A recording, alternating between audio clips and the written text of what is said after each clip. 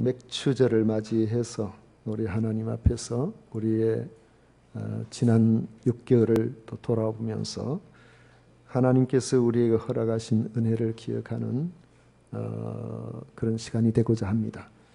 그래서 무조건 감사라는 그런 제목으로 같이 말씀의 은혜를 나누고자 합니다. 오늘은 교회가 한 해의 절반을 지나면서 지키는 맥추절입니다. 출애굽기 23장 16절에 나오는 이스라엘 백성이 준수해야 할 3대 절기 중에 맥추절에 관한 부분을 보면 맥추절을 지키라 이는 내가 수고하여 밭에 뿌린 것의 첫 열매를 거둠이니라 그렇게 되어 있습니다.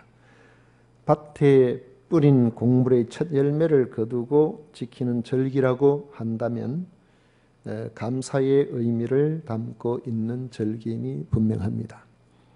요즘같이 농사를 짓는 가정이 소수인 이런 상황이나 농사와 무관한 도시의 교회가 맥추절을 지키는 것이 무슨 의미가 있느냐고 생각하는 그런 이들도 있을 수 있습니다. 그렇지만은 고대의 농사가 가정의 주된 기업이었음을 생각해 보면 직업이 세분된 이 시대의 성도들도 각자의 삶을 돌아보며 맥추절이 갖는 감사의 의미를 기억하는 것이 하나님께서 우리를 먹이시고 입히시는 모든 것에 대해서 감사하는 믿음을 회복하는 중요한 기회가 된다고 생각합니다. 지금도 사람들 중에는 교회에 꼭 모여서 예배를 드려야 하는지, 혼자 예배 드리면 되지 않는지, 또 주일 성수나 11절을 꼭 해야 하는지 그것을 가지고 논란을 하는 경우가 종종 있습니다. 이런 논의가 순수한 신학적인 이유에서 나온 것이라면 우리는 치열한 논쟁을 거쳐서 더 성경적인 무언가를 발견하기 위해서 결론을 내야 하겠지만은 주로 교회를 반대하는 안티기독교인들이나 교회에 불만을 가진 그런 사람이나 낙심자들이 자기 합리화를 위해서 이런 문제를 제기하는 경우가 많다는 것이 문제입니다.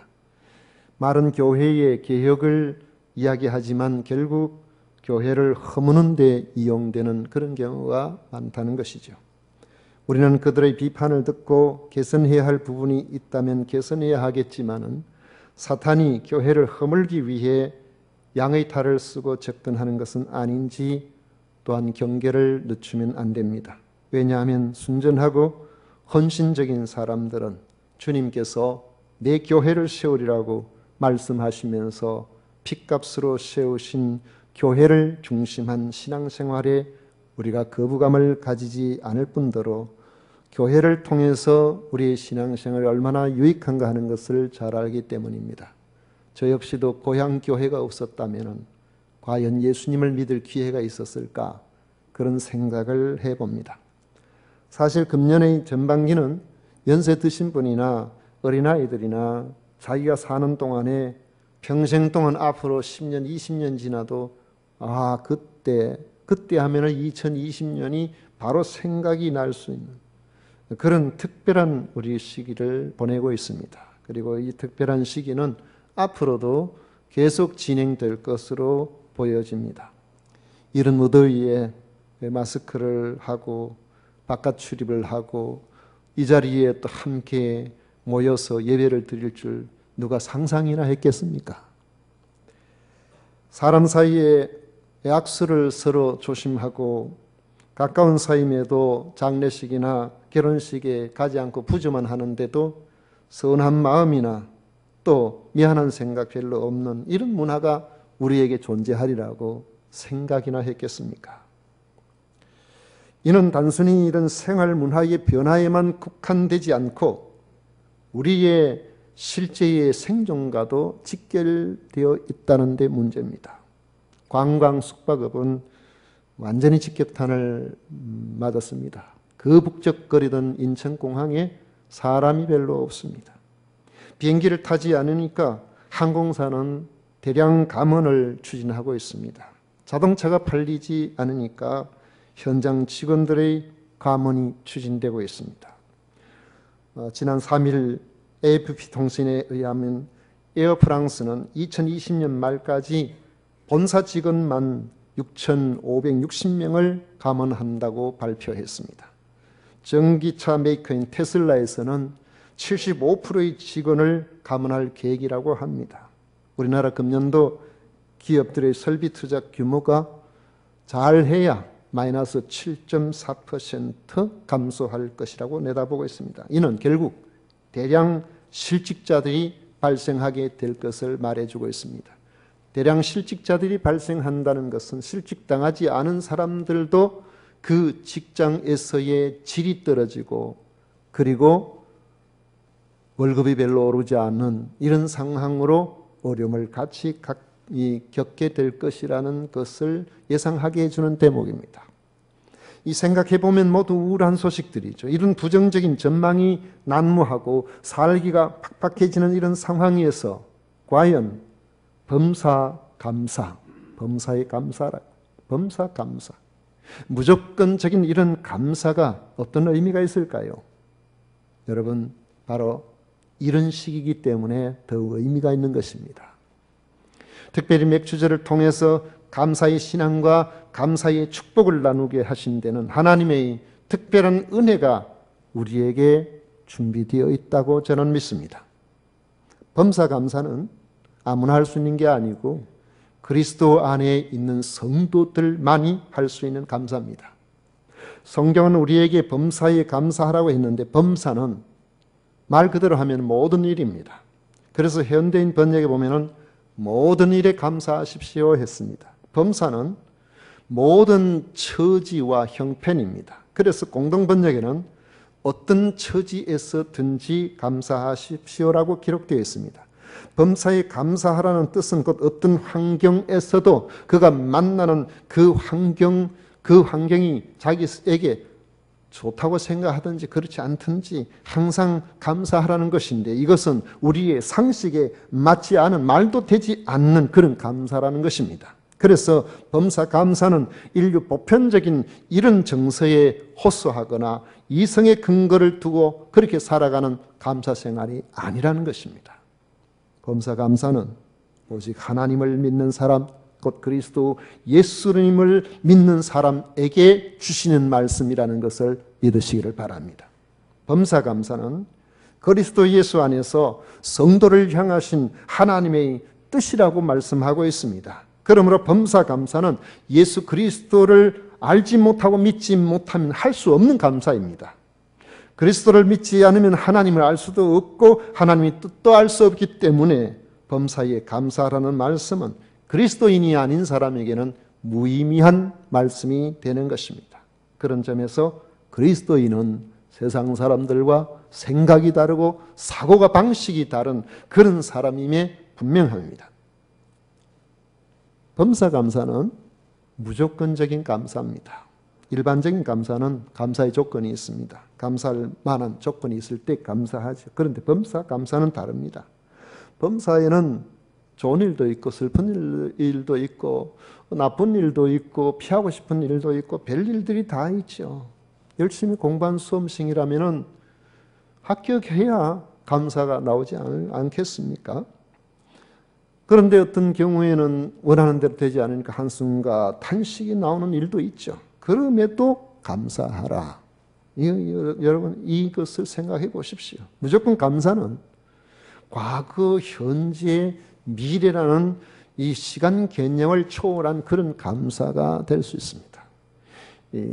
어떤 것은 당시에는 감사거리가 되었지만 세월이 지나면서 그것이 오히려 화가 되는 경우도 우리 있잖아요. 이 반대로 생각해 보면 과거에는 우리가 화라고 생각했던 것이 나중에 보면 그것이 오히려 우리에게 축복이 되는 그런 경우도 있다는 것입니다. 2년 전 아마 2018년 2월 18일인가 그랬던 것 같아요.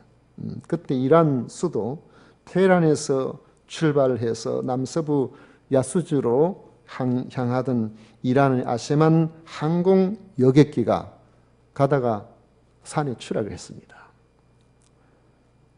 그 비행기에 당초 사망자가 66명으로 알려졌는데 승무원과 승객을 포함해서 그래가지고 66명이라고 이제 발표가 되었는데 나중에 살펴보니까 한 명이 안 탔어요. 그래가지고 정정해서 결국 65명 전원이 사망한 것으로 탑승한 사람 그렇게 됐습니다. 비행기는 우리가 시내버스 타는 거하고 좀 다릅니다. 미리 사전에 계획을 해서 우리가 기내공항에 가도 2시간 전에 비행기 타려고 하잖아요. 그럼 비행기를 타는 일들은 일상적으로 사는 사람 국내 비행기조차도 계획이 뚜렷하고 분명할 때 합니다. 해외여행이나 사업자 가든지 이런 경우는 만약에 정해져 있는 그 시간에 그 비행기를 놓치게 되면은 많은 어려움이 있습니다. 많은 손상이 있어요. 그래서 비행기를 무슨 사정인지는 자세히 모르지만은 한 사람이 타기로 됐던 그 시간에 비행기를 못 탔을 때 얼마나 낙심했겠습니까? 이거 망쳤단 말이지. 그래 했는데 얼마 있지 않아서 뉴스가 뜨는데 보니까 자기가 타려고 했던 그 비행기가 가다가 추락했는데 전원이 다 사망했어요. 그때 여러분 어떤 생각이 들겠습니까? 어떤 이들은 당시에는 감사거리가 못되고 내게 왜 이런 일이 일어났는가 탄식하게 되지만 시간이 지나고 보면 그것이 오히려 우리에게 은혜요 복이라고 생각되는 일들이 있는 것입니다. 그런 점에서 범사감사는 무조건 감사요, 무조건 감사는 시간을 초월한 감사요, 여러 사건을 초월한 그런 감사입니다. 그런 점에서 범사감사는 우리의 이성을 뛰어넘고 감성을 벗어나는 것입니다. 이는 하나님이 하시는 일에 대한 전적인 신뢰가 있어야만 가능한 감사가 되는 것입니다. 예전부터 전해 내려오는 이야기로 제가 아마 한 4, 5년 전에 설교할 때에 여러분들에게 말씀을 드린 적이 있는 예화가 되겠습니다. 한 해가 끝나가는 섣달 금음날에 부잣집 주인이 모습들을 불러놓고 말했습니다. 자네들이 약속한 기간이 됐는데 이제 내일 고향으로 돌아가서 각자 자기 삶을 살라고 했습니다. 그러면서 내일 내가 돌아가기 전에 약속한 세경을 줄 테니까 마지막으로 새끼를 좀 꼬아달라고 부탁을 했습니다. 특히 새끼를 꼴 때 가늘고 길게 끊어지지 않도록 야무지게 좀 꼬라고 그렇게 특별히 부탁을 했습니다. 주인이 그리 부탁해놓고 돌아가자마자 그 중에 한 모섬이 불평을 했습니다. 세상에 이런 악질이 있나? 응?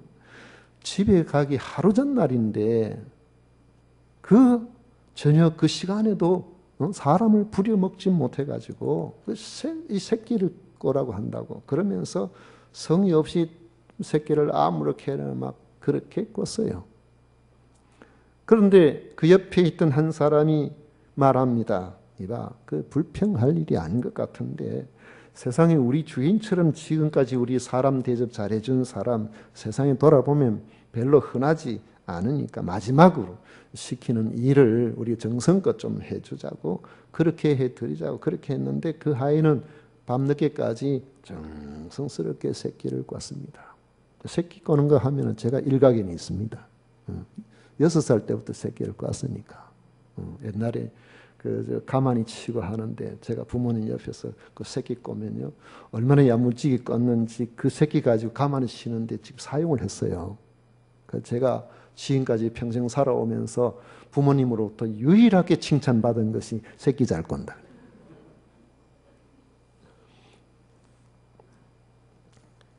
다음날 아침 주인이 두 하인에게 말했습니다. 자네들이 열심히 일해준 덕분에 농사도 잘 됐고 하는 일들도 괜찮고 재산도 늘어났는데 돌아갈 때에 품삯을 주려고 하는데 광에 가면은 큰 항아리가 있다니 거기에 엽전을 잔뜩 넣어놨으니까 자기가 꼰 그 새끼 가지고 갈 수 있을 만큼 거기에 넣어서 가지고 가도록 하라고 그렇게 이야기를 한 거예요. 불평만 하고 새끼를 아무거나 꼰 그 하인은 이 새끼에 엽전을 넣어보니까 굵어가지고 들어가질 않는 거예요.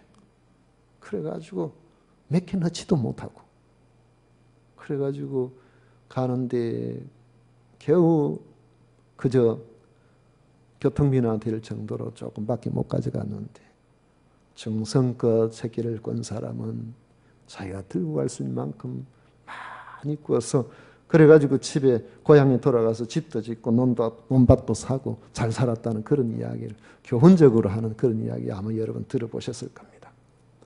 주인의 뜻을 알았다면 누구나 야무지게 꽂겠죠. 하나님 앞에 감사도 마찬가지입니다. 우리의 모든 주어진 것들에 대해서 그저 감사하기 쉬울 수 있도록 하나님께서 이렇게 결과 이렇게 된다고 말씀하시면 우린 감사가 쉬울 겁니다. 범사 감사는 나와 관계되는 일 하나하나를 이해할 수가 없고 하나님의 뜻도 잘 모르지만 자신에게 일어난 모든 일에 하나님께서 개입하고 계신다는 사실을 긍정적으로 인정하겠다는 자세에서 나올 수 있는 감사인 것입니다. 무조건 감사는 하나님의 선하심에 대한 우리의 온전한 믿음의 표현입니다. 우리는 살면서 감사할 수 있는 환경과 감사할 수 없는 환경을 금방 파악합니다. 그런 생각할 수 있죠. 보면 알잖아요. 이런 판단이 그렇지만은 옳다고 생각하는 것은 이르다는 겁니다. 내가 만난 풍년과 흉년이 복이 될지 저주가 될지 당장에 보면은 판단해봐도 우리의 긴 세월 속에 보면 그 판단의 영역에 속해 있지 않는 경우가 많아요.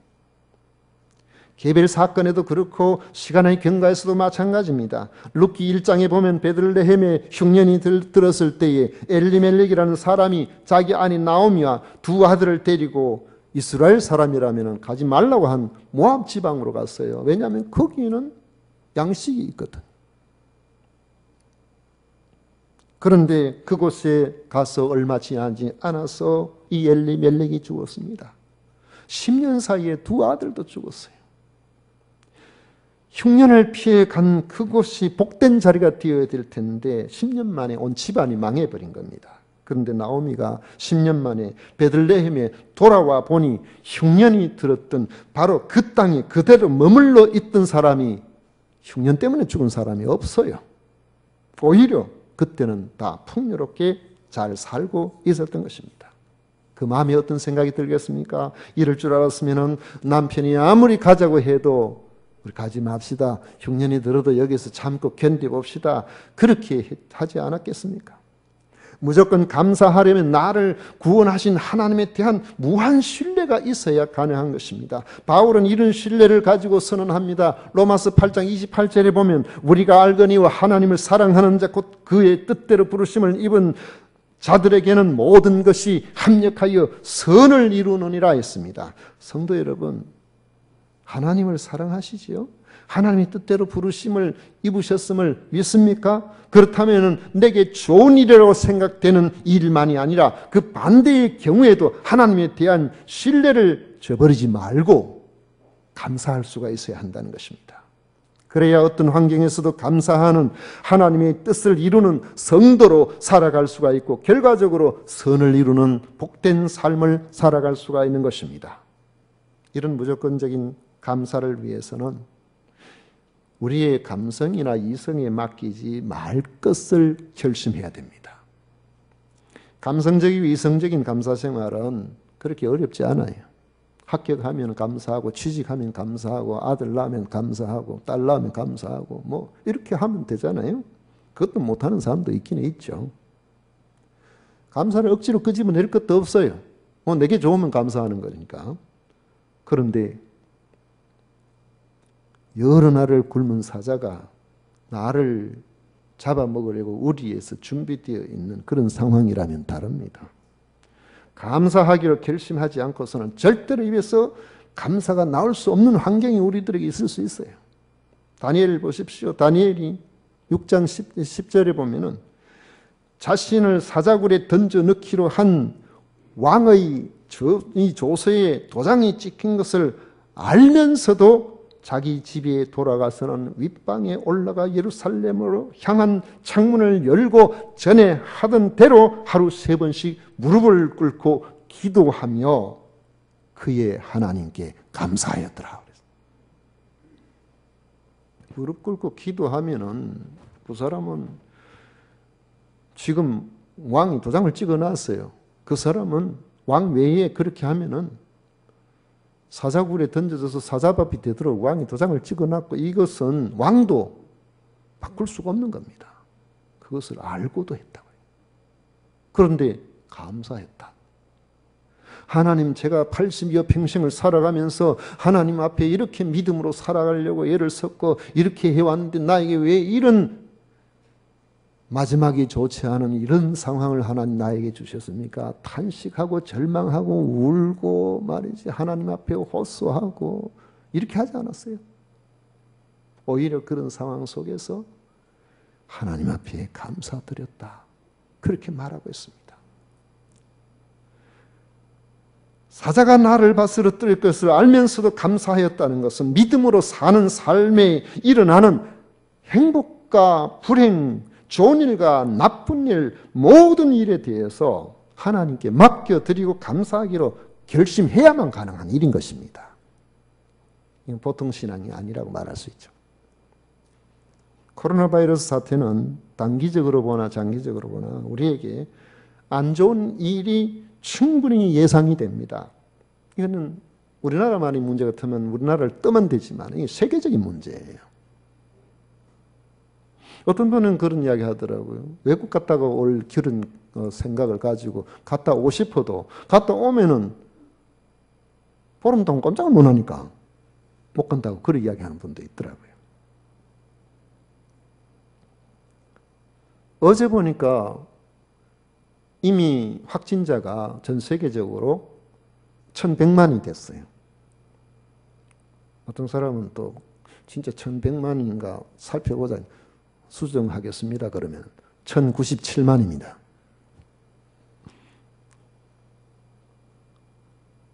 사망한 사람이 52만 명이 넘었었어요. 여러분, 세계대전이 아니고 전쟁이 세계대전 같은 이런 전쟁이 아니고 이런 단기간에 이렇게 많이 죽는 예가 없습니다. 그런데 이게 앞으로도 계속 진행되고 있다는 거 아닙니까? 어제 하루 만에 확진자 수가 미국이 5만 7천 명이에요. 브라질에 4만 2천 명이에요. 백신을 기다리고 있지만은 백신만 개발되면 다 될 것처럼 생각하잖아요. 그런데 개발되지만 전 세계 다 그러니까 개발돼도 언제 내 차례가 될지 여러분 이거 기대하기가 쉽지 않습니다. 그런데 최근에 세계보건기구가 조사한 바에 따르면 신종 코로나 바이러스 약 30%가 돌연변이 징후를 보이고 있다는 연구 결과를 내놨습니다. 지금 미국과 중남미에 급속히 확산되는 이 코로나 바이러스는 중국 우한 바이러스의 변종인데 전염성이 6배나 많다는 거예요. 그러면은 이전에 실컷 개발해놔도 변종이니까 이전 백신이 별 필요가 없는 이런 상황이 올 수도 있다는 겁니다.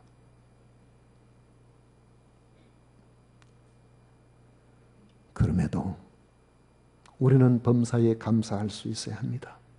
무조건 감사하려고 결심해야 됩니다. 그것이 우리를 향하신 하나님의 뜻이라고 그랬어요. 이처럼 막무가내로 감사해야 하는 그 이유는 바로 우리를 향하신 하나님의 선하신 의도에 대한 신뢰 때문입니다. 이런 일이 있으니까 한국 교회는 고민합니다. 우리가 뭐 하나님 앞에 잘못한 거 없는가? 우리가 너무 세상에 깊이 빠져 있는 건 아닌가? 그래서 회개하고 우리 자신들을 돌아보게 되는 것입니다. 그리고 하나님 앞에 돌아온 하나님 앞에 자신을 점검하고 돌아온 이들에게 변함없는 신뢰를 보여주시는 좋으신 하나님께서 돌아온 이들을 통해서 한국교회를 더 건전하게 만드실 것이라는 그런 믿음을 우리는 가질 수가 있는 것입니다. 최근에 읽은 글 중에서 이런 글이 있어요. 나뭇가지에 앉은 새는 가지가 부러질 것을 걱정하지 않습니다. 뉴욕의 어느 화장실에 있는 글씨라 그러더라고요. 여러분, 나뭇가지에 앉아 있는 새가 가지가 부러질 것을 걱정하지 않는 이유가 뭐겠습니까? 뭐 때문에 그럴까요? 네? 이야, 이건 정답이 바로 오네. 날개가 있으니까. 부러지면 날아가 버리면 되지. 여러분, 나뭇가지, 새가 앉아있는 나뭇가지는 마치 우리가 이 땅에 사는 동안에 우리에게 주어진 온갖 상황, 온갖 처지, 모든 일이라고 여러분 생각해 보십시오. 이런 상황 속에서도 신앙의 사람은 믿음의 날개를 가지고 날아오를 수가 있습니다. 하나님께서 그와 함께 하심을 믿고 그 안에서 하나님의 섭리 속에 그는 자유로울 수가 있다는 것입니다. 믿음의 날개를 가지십시오. 그 믿음의 날개가 있는지를 분명하게 보여주는 것이 바로 무조건 감사에 있는 겁니다. 범사에 감사할 수 있는지 그것을 보면은 이 사람이 믿음의 날개를 가지고 있는지 알 수가 있는 것입니다. 말씀을 맺습니다. 어려운 시기일수록 불평과 원망보다는 무조건 감사로 위기를 이겨내십시다. 범사에 의지적으로 감사함으로 하나님이 영광을 받으시도록 우리 하나님을 영화롭게 해 들으십시다. 그래서 무조건 감사는 여러분의 전 삶에 하나님의 구원하심이 경험되시기를 축원합니다.